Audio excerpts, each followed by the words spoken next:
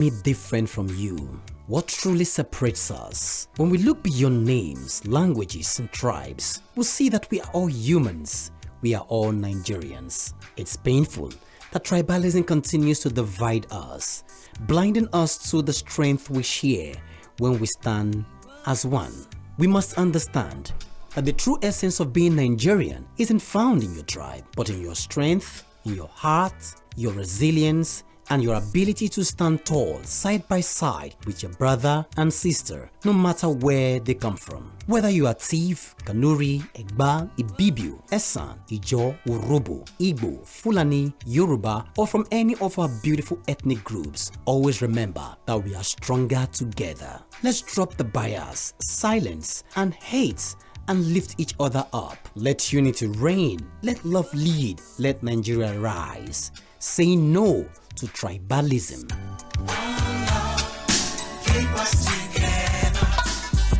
Knowledge is power, information is key, and that is why we aim to unlock the doors of opinion, unveiling the stories that need to be told. The Morning Express on Mainland 98.3 FM from 5 a.m. to 11 a.m. as we invoke the thought-provoking discussion, tackle the tough questions, challenge assumption, and give a voice to the unheard. This is the Morning Express on Mainland 98.3 FM. Welcome on board the Morning Express. Good morning.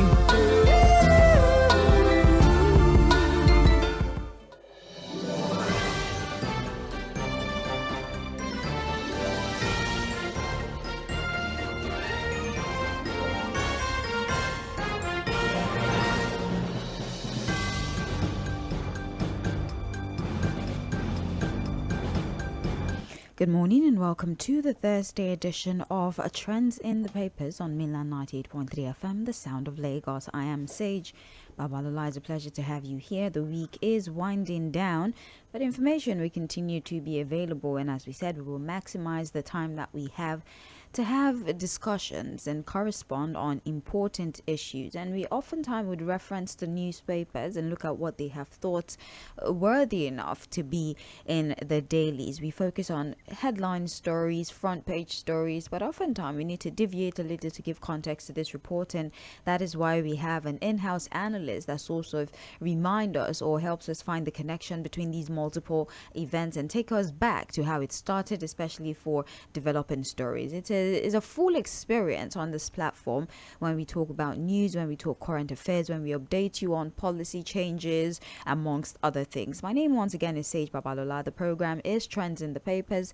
The dial is Mainland 98.3 FM. As promised, we would be having our analysts join us via the phone, and today being Open Mic Thursday, of course, that means that you get an opportunity to talk to us about any and everything, as long as it's of national relevance, is something happening in your community, is something that you'd like to comment on, perhaps because you did not get an opportunity to do so whilst it was being spoken about. Today gives you an opportunity to double back and talk about it. Don't forget that we're streaming live on Facebook and on YouTube at Mainland 98.3 FM, so please do well to follow us across our social media platforms and join us on those platforms as well. Interact with us, interact with others who had commented on the stories. We'll be reviewing the Punch newspaper, the Guardian newspaper, and Vanguard newspaper. And before we connect with Fuatide, I might as well use that opportunity to prep our minds for the program the specific program that we often have during the countdown to the elections. So if you'd like to hear from your candidates, you'd like to hear their manifesto, ask them direct questions, in another week from now, I believe that opportunity will be presented, so you can be the one questioning them. Consider it some sort of town hall meeting, but on radio. You can ask questions. You can ask them the how they intend to manifest all the things they've put in their manifesto. So we will be bringing that to you, and more information will be provided as we move forward. But let's focus on the business of the day. Good morning, Fuatide. I trust you're well. Yeah, good morning, Sage. I'm good. Thank you for asking. How are you doing? I'm well, thank you. Thanks for asking as well. All right, let's start with the Punch newspaper. Going in strong this morning, more information has come out regarding the probe that is ongoing at the House of Reps regarding the PFIPC scandal. The Punch is reporting that the head of civil service admits mistake as reps uncover irregular approvals. Fresh details emerged on Wednesday in the House of Representatives investigation into the controversial Presidential Foreign Investment Promotion Council, as the head of civil service of the Federation, Mrs. Adidi Wilson-Jack, admitted that her office failed to carry out adequate due diligence before granting key approvals to the purported agency.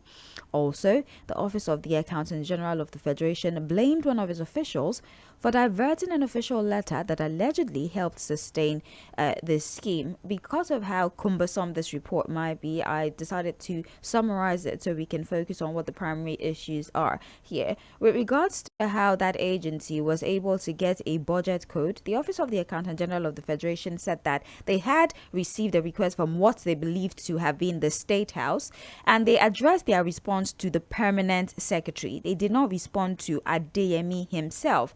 In fact, they put the code was sent to the PermSec, but somehow Adeyemi was the one that picked it up. And when queried further as to how that happened, the Joshua Luka, the director of Federal Project Financial Department in the Office of the Accountant General of the Federation, said it was somebody within their agency. He pointed to a Mr. Bello, who was supposed to ensure that that letter got to the permanent secretary. And Mr. Bello himself admitted that yes, he gave the letter to Adeyemi, but because he thought that was the right person to give the letter to. And so the Office of the Accountant General is arguing that rather than a complete institutional failure or oversight, it was one person in their office that made a critical mistake. Instead of ensuring the letter went to the PermSec, this individual somehow thought Adeyemi was the right person to give the letter containing the budget code to. With regards to the head of civil service, Mrs. Wilson-Jack said, yes, I admit we did not do our due diligence, that officials from that agency had attended the 2025 annual manpower budget defense. And they did say that they were representatives from a newly established government agency. And in fact, they had an establishment act, or what they believe to have been an establishment act, that they also presented a letter of appointment. But looking at it now, she sees after the letter had been analyzed that the signatures were different. There was a lot of differences on the letter, but she admits that we should have done that due diligence at the time to confirm these things, and she only acted because she believed those letters were actually significant. That is a summarized version of how he got the budget code and how the head of civil service or the civil service were drawn into this fraud of his. See, so what then is the conclusion now? Well, the investigation continues. and do you think we're going to get to the bottom of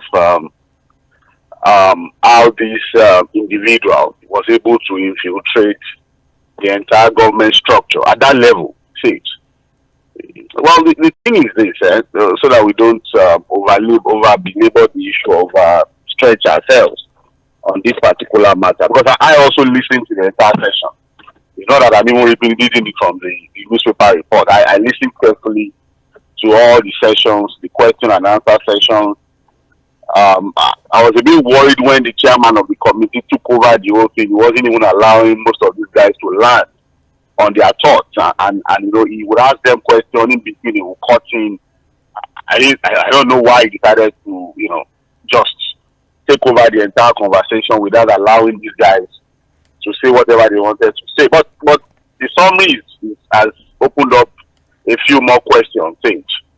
Now, are we just talking about administrative lapses?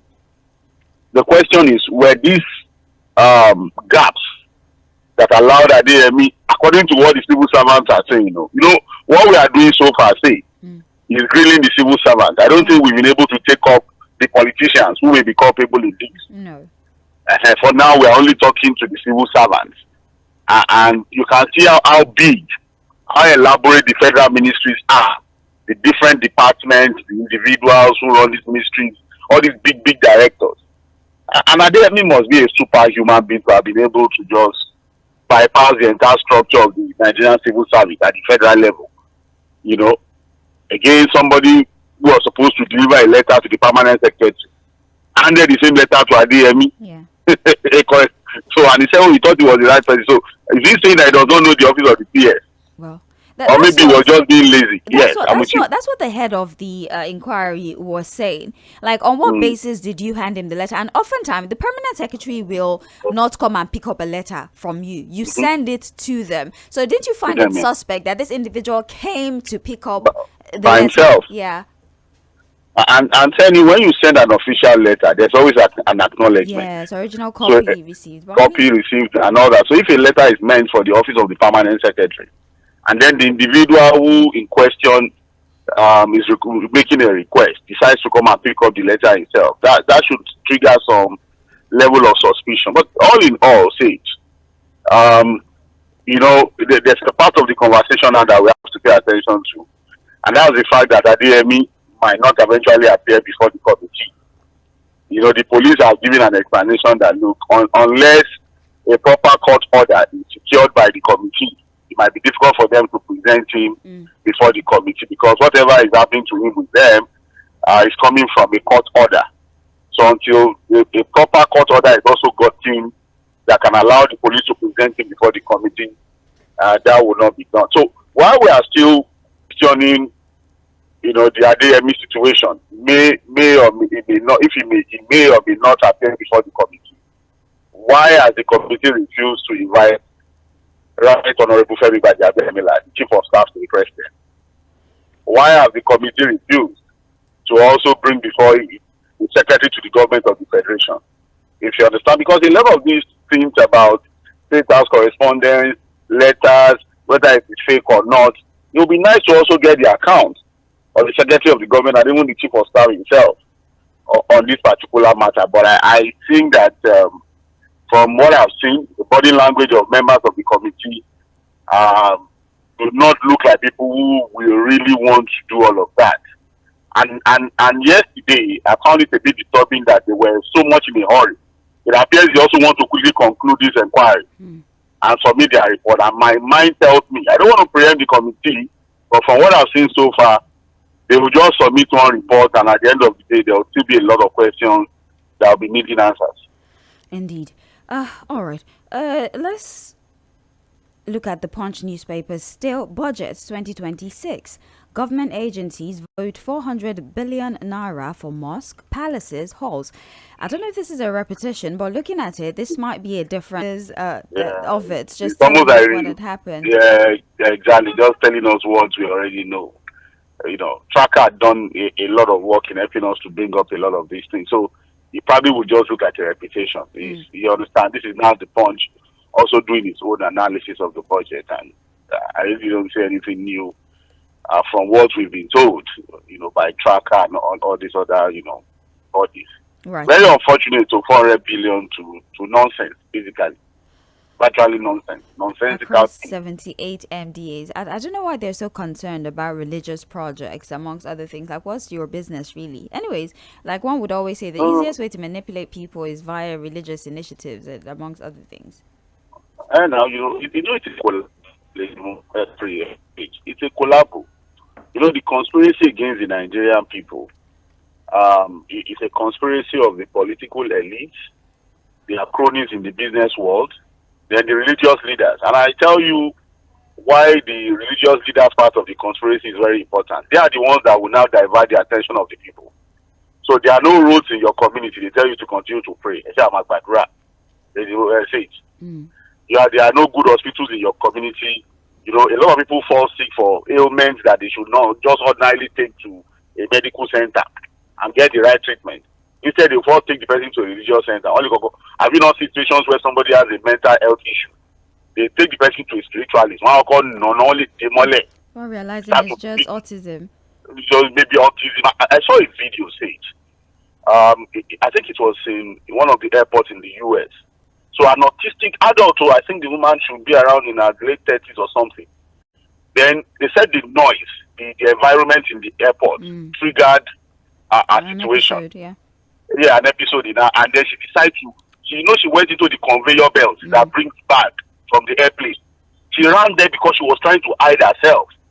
But because the people in the airport knows that this is a symptom of autism, they took their time. In fact, one of the police officers at the airport brought out her phone and was playing a particular music that can help her, get out of the situation. They took their time over an hour until she got relaxed, were able to bring her out, and they let. If you do that here,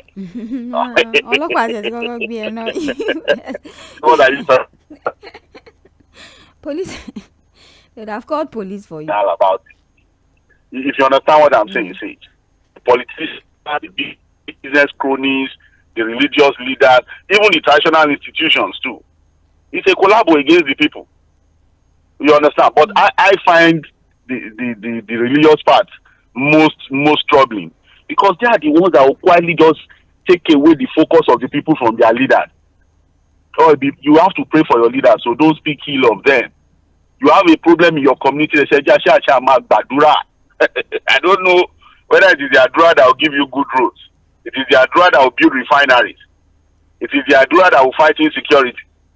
God has given you everything, and then you have refused to do the right thing, and then you are still praying. That is trying to just continue to disturb God with the reality is that God has blessed us as a nation to be able to fix a lot of the things we pray over.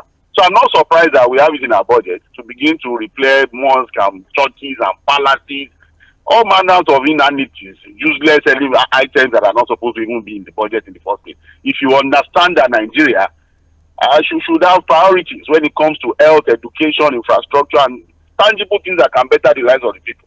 But here you are. Look at even the deputy speaker. Look at the audacity to come and explain nonsense to Nigeria. And you have to do empowerment of youth. To now buy instruments for churches, over 1 billion. And he has the guts to come and explain that kind of nonsense to Nigerians. It is not their fault. They know there are no consequences for this thing. We will talk about it. And we're going to move on as we've always moved on. Well, he does insist that it's empowerment, but they're only doing it through the churches. So it's not like they're just putting their money in a religious... You should tell that to the Marines. You should just...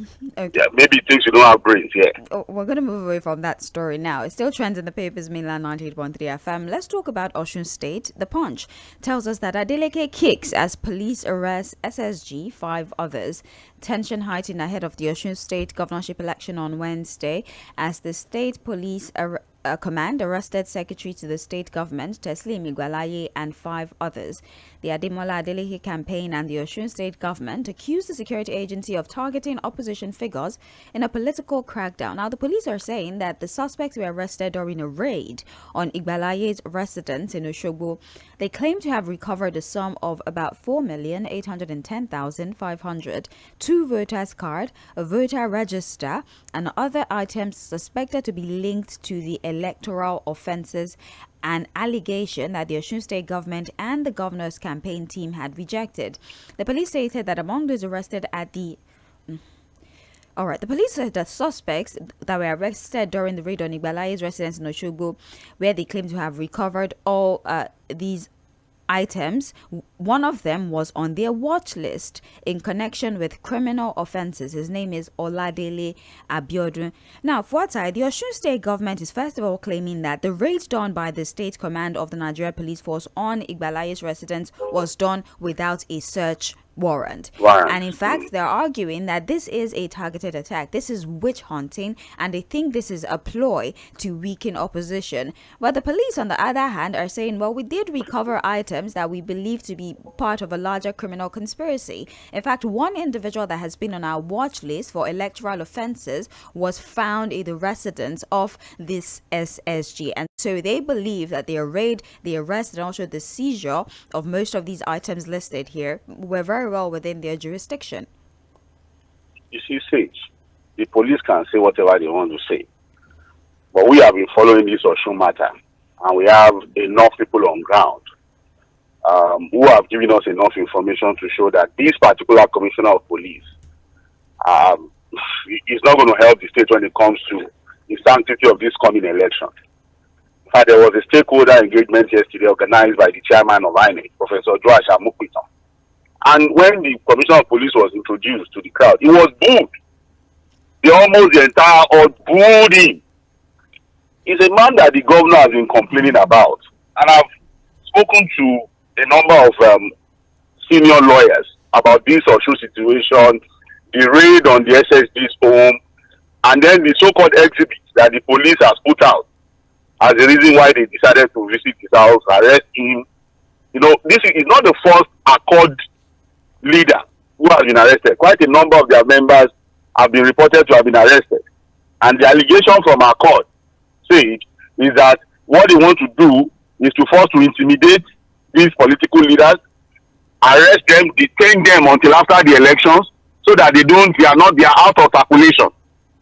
You see, we are playing a very dangerous politics here, and we are also setting a very delicate precedent when it comes to the way we conduct our elections.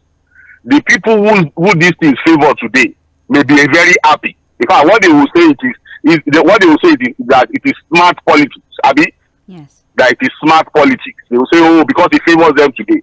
But don't be surprised that tomorrow, when the tables turn, they'll be the ones complaining about this thing. Look, we are talking about the secretary to the state government having 4.8 million naira at home. Why is that a problem, Sage?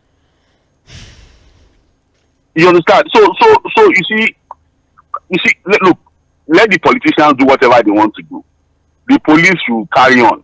In fact, there's no reason why they cannot even arrest Adeleke himself. Abi? Yes. They can even pick the governor. The worst that will happen is that we will shout, make noise. We're in this country when a whole governor was abducted, not the governor. So it will not be anything new. But we see, for everything that happens with this Osun election, we are taking note, we are keeping the record. I was telling Okoyemi Akeode yesterday on the Maybe Politics that I saw a group where APC members had posted something. I will say it in Yoruba because they wrote it in Yoruba. You help me to translate. Atigba local government lọ́wọ́ yín, atigba garage lọ́wọ́ yín, ìyàwó yín ló kù tá máa gbà. They were just celebrating because as we speak now, you have two local government structure in Osun State now. Even though the money of the local government is going to the APC people. Now the garages have also been forcefully taken over, aided by the police. Now you have leaders of a political party who are being picked up on trumped up charges very close to the election. Are we fools? Is the bias not very obvious? And I'm saying that whatever happens to this Osun election will give us an inclination. It's going to be almost like what we are going to be looking forward to with the general election. Not even at this time that we are dealing with all is fair in politics. Whether it is wuru warawa, anyhow, just win. That's what we are dealing with. And it's very unfortunate. So we'll see. You see, look, for this democracy, this is our democracy. 27 years. And we are still doing all of this. And we think nothing will happen. And we think it will continue to go on like that. And we think that we'll continue to push it on. Nothing is going to happen. Something will happen. What will happen is what we don't know. And when it will happen.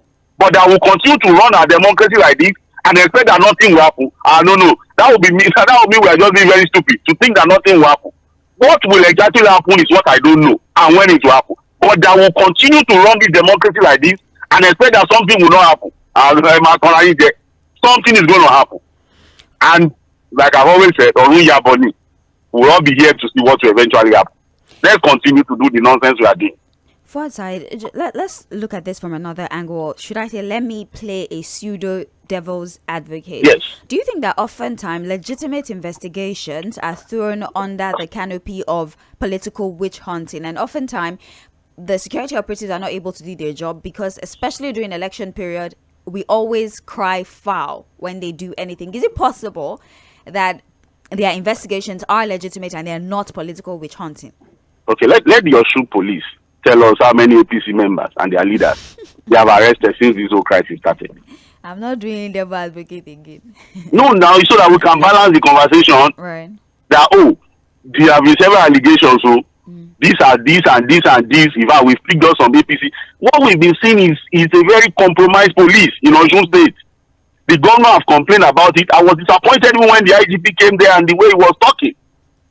And look, again, I've just told you that we are not just talking from the top of our head or working with ordinary newspaper reports. I'm telling you that we have enough people on ground who have given us information as to the pattern that we were saying with this Osun election. You see, at the end of the day, someone is going to win. Even if the APC wins, the question is, would you have been able to win the people over to yourself? You know, there are some electoral victories you have, but at the end of the day, you won the election, but the legitimacy that comes with victory, you don't have it. So that's what we are saying. I'm not saying that, look, the police cannot investigate, but once you begin to see a one-sided investigation, you already know what is happening. This is completely one-sided. This is not the first APC leader. Well, look, several of their leaders, as we speak, some of them have even been transferred as far as Osun to Abuja. And the police admitted that yes, there are some leaders of the Accord Party who have been arrested and who have all been transferred to Abuja. The IGP response team have all they agreed to it. How many non-APC leaders have been arrested since all this whole violence and crisis started to before this coming Osun election? The police should tell us. Okay. Well, that's that. You can find it on the front cover of the Punch newspaper. DSS arraigns 5 over Oyo school abduction. The Department of State Services on Wednesday arraigned 5 suspected members of the Jama'atu Ansarul Muslimina fi Baladsi Sudan, popularly known as Ansaru, before the Federal High Court in Abuja. They should have just said that earlier. Anyways, over the May 15 abduction of pupils and teachers in the Orive local government area of Oyo State and the alleged killing of 2 victims. Now, the defendants, Mahmoud Muhammad, also known as Abubara Abbas Mokhtar, Abubakar Abbas, Malam Mohammed Al-Nigeria, Abdurazak Umar, and Abu Itisa, pleaded not guilty to the 6-count charge bordering on terrorism, conspiracy, aiding terrorism, and concealment of information. Now, it would turn out that of these 5, 3 of them, there's information that they had been ordered to kill their victims should they be arrested by the police. That in the event of arrest by government, they were to kidnap and kill victims in different parts of the country in order to compel the government to accede to their demands. So 3 people are being tried for terrorism, whilst 2 are being tried for conspiracy, concealment of information, amongst other things. And I'm highlighting this because you had mentioned that if you're arraigning somebody for concealment of information, it doesn't mean that they were at the middle of the carnage. It just means that they did not provide information that was necessary. And it's important that we catch the people who are actually killing. Well, it would seem 3 of them are actually accused, or they're standing trial for terrorism, and they're accused to have passed correspondence to others to kidnap and kill victims across the country if some of them get arrested to force the hand of the government. That's what the report says. Yeah, Sage, this is a criminal network. It's a criminal gang. So, of course, there will be, people who are going to be giving different instructions, who may all be linked to whatever happened in the Oríire situation. So that's why you can see that I think the DSS is being careful in the way they are presenting these guys to court. So, you were supposed to do this, So I think that the DSS is doing a very, very good job, because again, with these allegations, you also have to be able to give enough evidence to nail these guys. So if you present a wrong allegation, you might not be able to provide enough evidence to actually nail them. So in taking them before court, you also have to know what you're doing, if you understand what I'm saying. So the first 3 that were presented before court, those ones pleaded guilty, and they were given a life sentence, even though the DSS said, you know what, we're going to appeal that judgment. This is another 5, Abby. Yeah. So, and we know that more will come, because this is a very big network. It appears that the DSS have a crack on them already, and it's good that they're able to pick up members of this terrorist organization, this so-called nonsense Ansaru, or what do they call themselves? Only that Nigerians are saying that we should have stiffer punishment. Capital punishment will make us. Well, the connection is a little poor. I don't know if you'd like to move a little. Hello, can you hear me now? Yes, much better. Go ahead, please. Although people are also saying, Sage, I saw somebody who came up with the argument that, do you think killing these people would be enough punishment for them? That if people are terrorists who don't mind dying, killing them just helps them. That they think that putting them behind bars for life is even a better punishment for them. Where Kakakoku will make you useless, then you just be dead. I'm just saying, that somebody came up and pointed me to that argument to say that, well, if you have a member of a terrorist organization who don't mind dying, you understand what I'm saying, and then you sentence the person to death, that what you have done is to help his desire. That the best way to punish people like that is to keep them there, make them useless, suffer for the rest of their life. Yeah. You know, but all in all, it's good that we are taking this before the courts. We are prosecuting them. The ones that we should kill, we should please kill. The ones that should remain in jail, they should remain in jail. I mean, I agree. People who have been prepped to be suicide bombers, if you sentence them to death, you're doing them a service, because that's what they've exactly been groomed to do. They think that their purpose is to die for that particular ideology. So keeping them alive is a deviation from what they've known. And psychological torture works sometime, right? Exactly. Anyways, let's move a little bit forward. I'd like us to go to the Vanguard very quickly, right? The Vanguard reports here, 2027, I will not let you tie me down. We will wrestle to the finish. Fuad, can you guess who said that? He's the president, don't worry. I'm a barawa funny. I'm a yirawa mole. We have here in the Vanguard. I'm a chijakadi. Le mumi mole I'm a lurawa ni. The president. It's not the president said it spoke in English. If you translate it to the streets, the way I'm a lurawa moyepe. President Bola Tinubu has reaffirmed his determination to seek re-election in 2027, saying anyone hoping to take the presidency from him must be prepared to wrestle him until the end. He spoke on Tuesday while receiving members of the Catholic Bishop Conference of Nigeria, led by its president, Reverend Matthew Idagoso. Now, the president dismissed concerns over the neutrality of the Independent National Electoral Commission, insisting that the electoral body had not been intimidated by any political party. Let me just read verbatim what the president says and we get your commentary. I asked for this job. I'm in it. Those who will take it from me will try. All is fair in politics and it's equal opportunity. INEC, you mentioned, is neutral. They've never intimidated anybody. If political opponents are crying wolf, maybe they're afraid of their own shadow and the uncertainty in the companies they keep. It's not me. I'm ready, and I will not give them a red carpet. I will not offer them the leash to tie me down or rope me. We will wrestle each other to the finishing point, the president said, end of quote, or, well, in part.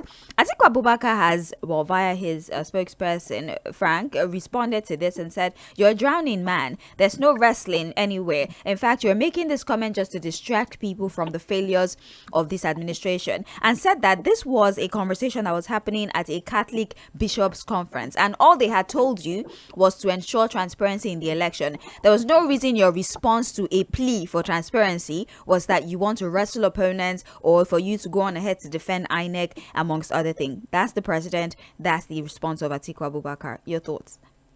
Let me first start with Atiku. Atiku better go and get gloves. This one will be shere. Maybe he didn't mean physical wrestling now. Political wrestling. A battle of it's political glove I'm talking about too. You are it's not the president is already telling you that this one is Ijakadi. This is not Buhari, Jonathan. That's what the man is saying, to telling them. It's a direct message to his opponents, political opponents. And this one is not Jonathan. No,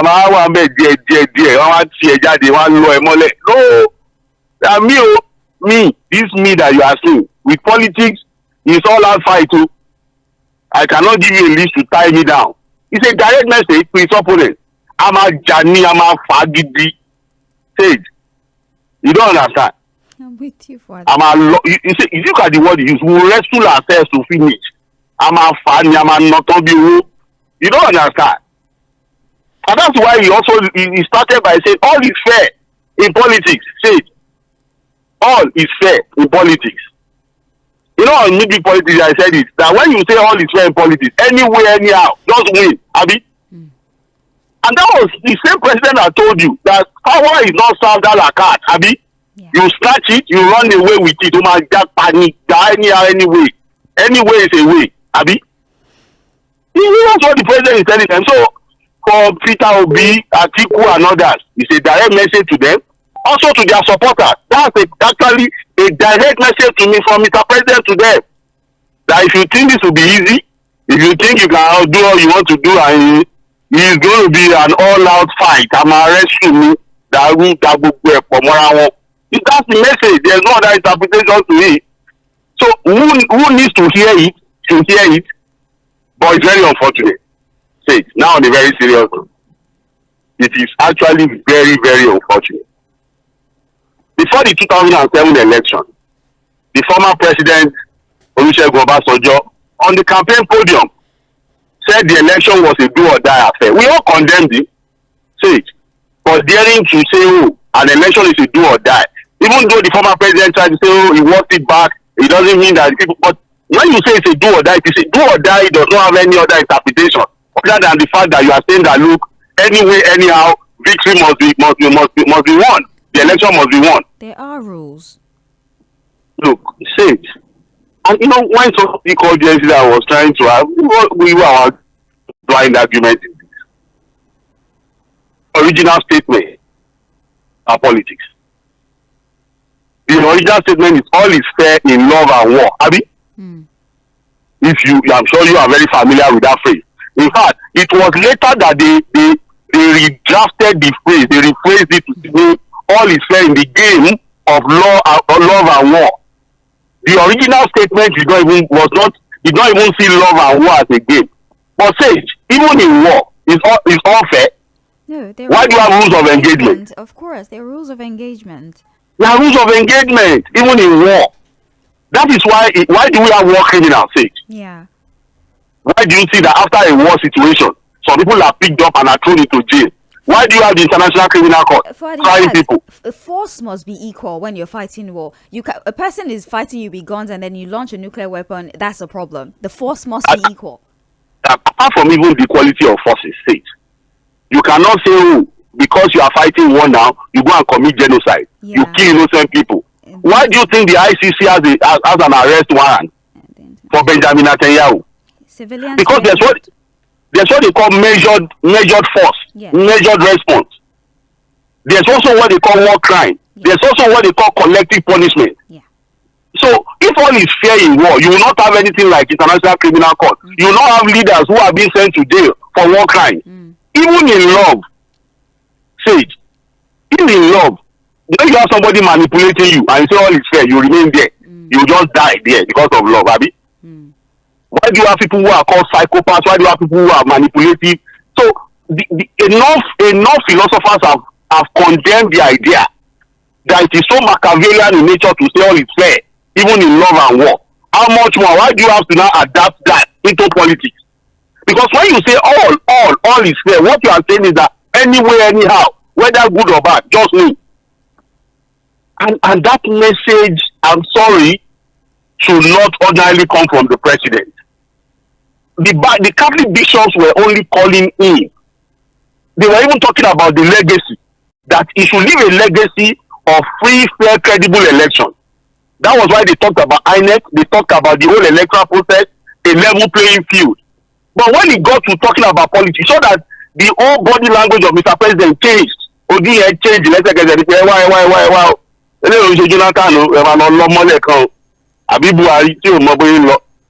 one, that was what he was telling them. So Atiku should know that it's not cho. This one, and the supporters too must know. It is unfortunate, but that is the reality we are living with, and we must accept it as such. I'll just read some of the rest of the headlines that we have here. Obviously, opposition, aside from Atiku Abubakar, the feedback has been, we have too many economic and security issues to tackle, that if only the president will put this much rigor in tackling those issues rather than all these pre-election bans and all these pre-election... He said he's tackling those things, so he said it too. That security, inherent problem, economy is doing all he can.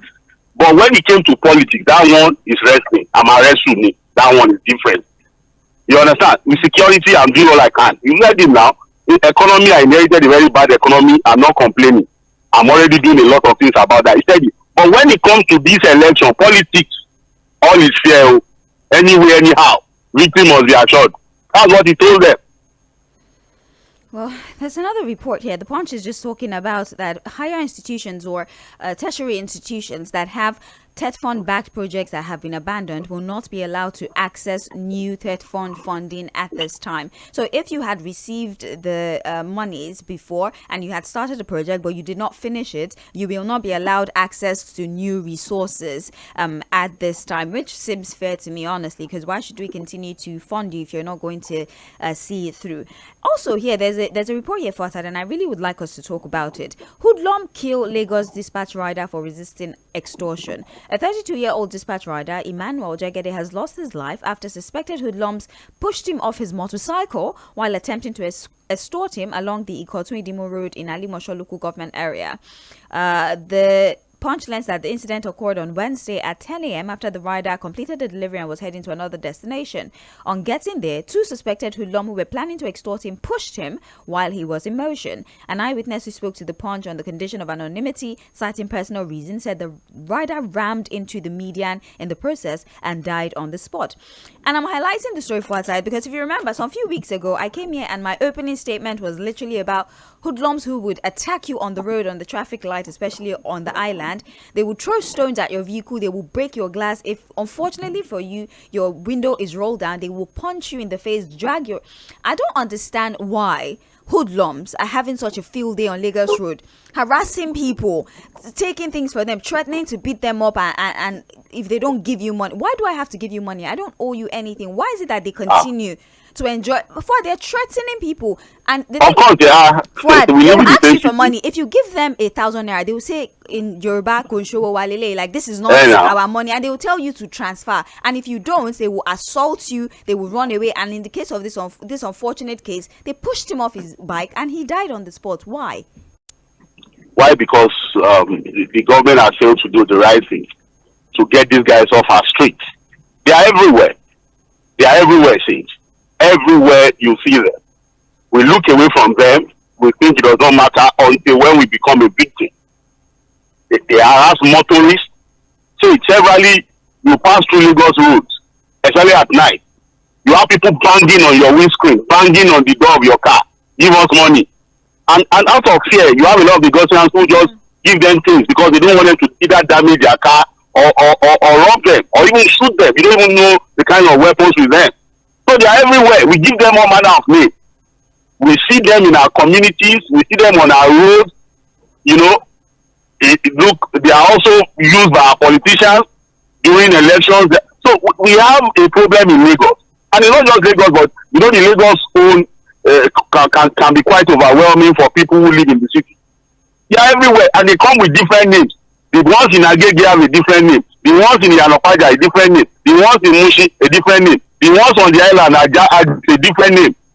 With different groups, all harassing people, making a mess of what is supposed to be a functional mega city.